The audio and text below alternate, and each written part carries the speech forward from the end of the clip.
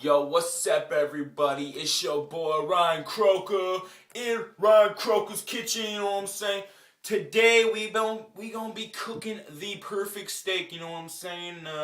You got company over. You don't have the time to turn on the grill and fry. You know what I'm saying? You can put it in the pan. You can roast it. You can do what you want with it. You can fry it. And it tastes delicious. You know, this is what I call the best American steak you can have. You know what I'm saying? It's classic. It's easy to do. Tastes delicious. The firmness of it. It's just amazing, you know. So let's go spice it up in the kitchen, shall we? You on? Yep. So what you're gonna want to do is you're gonna want to have a nice slab of meat, you know, sitting at about room temperature for about a minute or two, just so you get no cold spots and whatnot in it. And you're going to want to go ahead and get a pan nice and hot over here.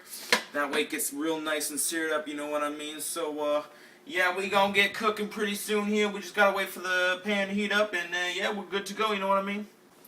You know, you got to treat a slab of meat like a woman. If you treat her right, she delivers, let me tell you that. So you're going to want to start off, you know, seasoning the beef, and all you need to do is get some nice thick chunks of pepper on there. Spread it out nice and evenly. That will give it some heat, you know. Spread out the intensity. Get some salt chunks on there. Nice and salty. Flip it over, and then you're going to want to do the exact same, you know what I mean? Get some nice salt chunks on there. Add some pepper. Get that nice and spicy. Then you want to flip over the steak and clean up the residue. Make sure you leave none of that spices behind, you know what I'm saying? And we'll have that already. Yeah, you know, I like my steak nice and well done. I like it thick and not much pink in there at all, you know what I mean?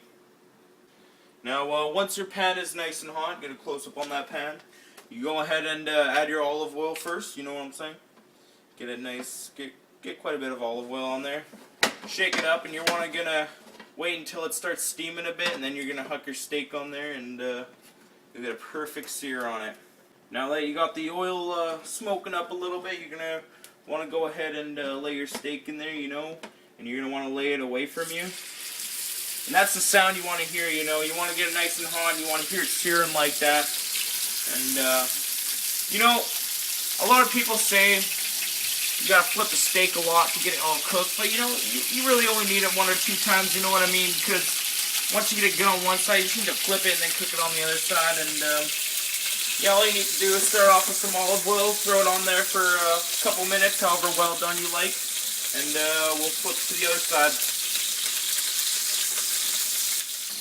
So how you tell the tenderness of a steak, you know, you put your thumb in your finger, and that is medium, and then, or that's rare, sorry, and then you're going to do your middle finger, and then that's about medium rare, and then you're gonna go here, and then that's done, and then right here with the pinky, that's well done. So our steak's been cooking for about 3 or 4 minutes on one side, and we're gonna want to go ahead and flip it onto the next. You know what I mean?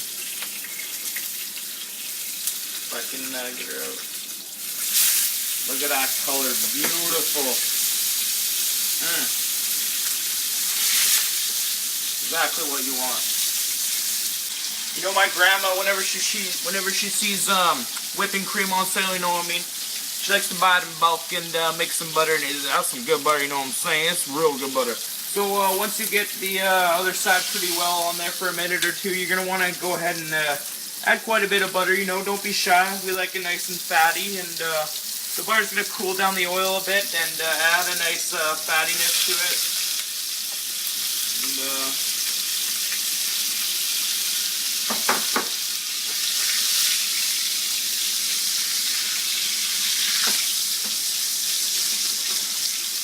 now what you're going to want to do is go ahead and add some garlic in there.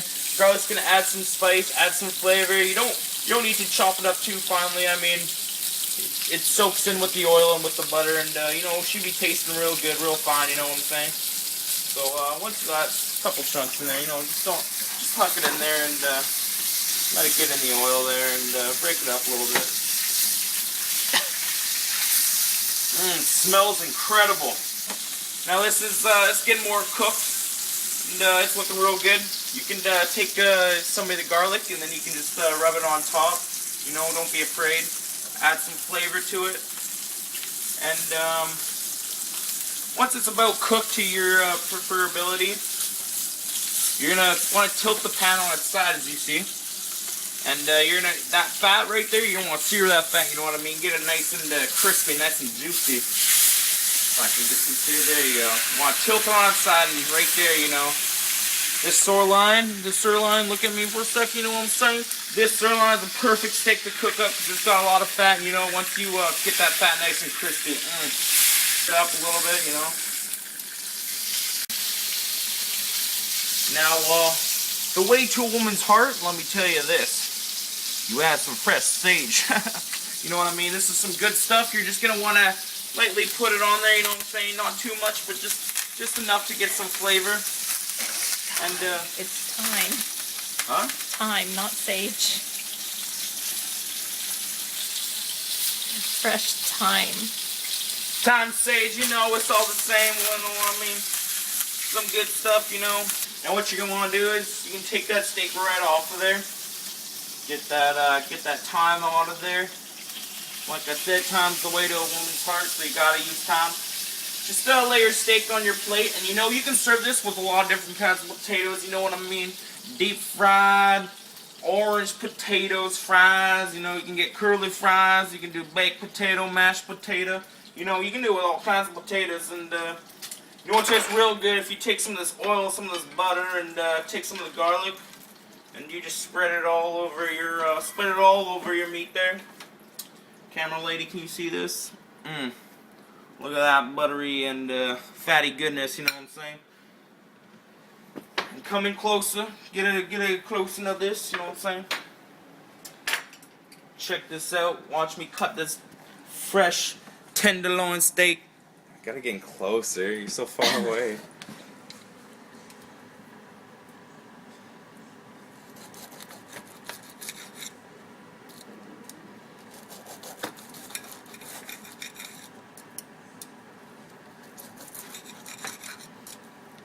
Let me tell you this, I ain't the best at cutting, but you know what I'm saying? This is cutting smooth, like smoother than a baby's bottom, you know what I'm saying? And we'll go ahead and look at that inside. Oh, perfect, just how I like it, you know. Past the rare, on the medium, slightly getting well done, you know. The pink's just gone, and look at that, perfect. Let me get a bite of this.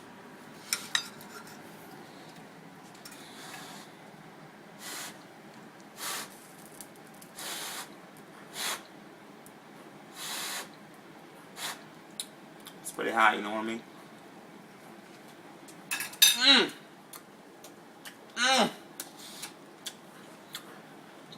Oh my god. That's the best steak I've ever had in my life, let me tell you. That oil and that butter with that hint of thyme in it, you know, it's just, oh, it creates an amazing flavor, you know what I mean? My boys back in Compton, they love this, you know. We would be out chilling with my black homies and cooking up some steaks with potatoes. Oh, it's bringing back some memories, you know what I mean? This is good, and you know, this is perfect because you won't be afraid to cook your steak anymore in front of your guests because it's quick, it's easy. Like you see, it takes like 10 minutes, and you know the ingredients. There's only like 4 or 5 ingredients, and you can make it anywhere, anytime. Let me tell you that much. You know, with some good meal, and yeah, feel free. Comment next time. West Side, you know. Be cool, my boys. Be real, be fresh. You know how we do. Swag. Check me out next time when I'm gonna skin a dog. I'm going to China. I'm gonna skin a dog. Cook some dog.